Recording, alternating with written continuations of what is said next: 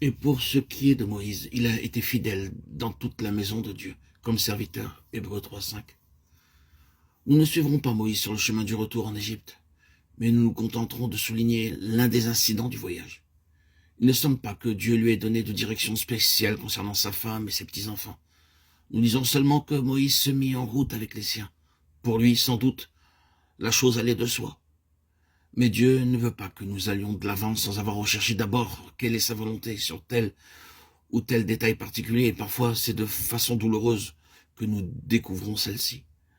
Comme d'instinct et avec promptitude, nous suivons notre propre chemin. S'attendre à Dieu concernant chaque nouveau pas à faire, apprendre à dépendre entièrement de lui pour toute chose, cela n'est pas facile. Il est certain que Dieu aurait pu dire à Moïse, s'il avait voulu qu'il en fût ainsi, retourne avec ta famille en Égypte. Il ne le lui dit pas. Il permit cependant que Moïse se mit en route avec sa femme et ses enfants. Mais est-il écrit en un lieu où Moïse se retira pour la nuit? Dieu le rencontra et voulut le faire mourir. Exode 4, 24.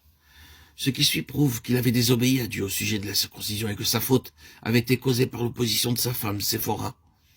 Dieu ne transige pas avec la désobéissance et il pose sa main sur Moïse de façon si manifeste que Séphora est obligée de reconnaître la cause du mal. Elle circoncit son fils.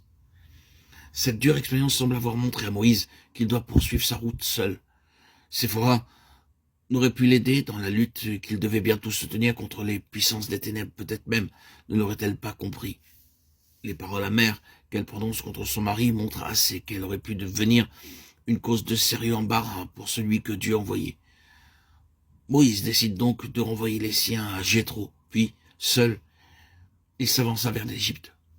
Un pas à la fois, c'est assez pour chaque jour. Lorsqu'il se tenait devant le Seigneur, Moïse ne prévoyait pas qu'il devrait se séparer de sa famille. Averti par Dieu, Aaron vint à la rencontre du voyageur. Ensemble, ils s'en rendirent auprès des anciens d'Israël. Et le peuple crut, est-il écrit. Dieu rendait témoignage selon sa promesse à celui qui l'envoyait. Non seulement ils crurent, mais se prosternant, ils adorèrent. Nous laisserons les détails de l'extraordinaire délivrance dont Moïse fut l'instrument pour examiner ce que furent dès lors les caractéristiques de sa marche avec Dieu.